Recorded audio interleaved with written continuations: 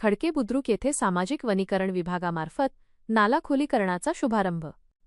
ज्येष्ठ नागरिक शालिक धुमाळ यांच्या हस्ते कामाचा श्रीगणेशा। ग्रामस्थांमध्ये आनंदाचे वातावरण।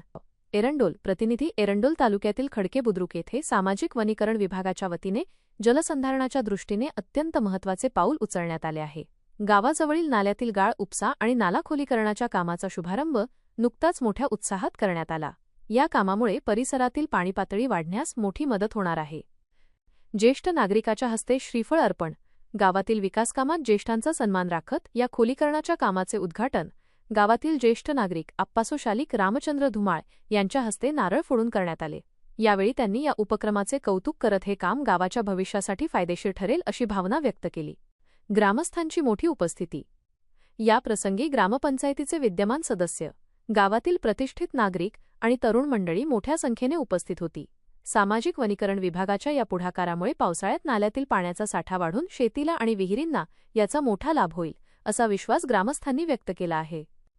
पाणी टंचाईवर मात करण्यासाठी पुढाकार। दरवर्षी उन्हाळ्यात जाणवणाऱ्या पाणी टंचाईवर कायमस्वरूपी उपाययोजना म्हणून नाला खोलीकरण आणि गाळ उपसा करणे अत्यंत गरजेचे होते। सामाजिक वनीकरण विभागाने हे काम हाती घेतल्याने खडके बुद्रुक शिवारातील नैसर्गिक पाण्याचे स्रोत पुनरुज्जीवित होण्यास मदत होणार आहे। न्यूज ब्युरो ज्ञानेश्वर पाटील, भ्रष्टाचार न्यूज, खर्ची, रिंगणगाव।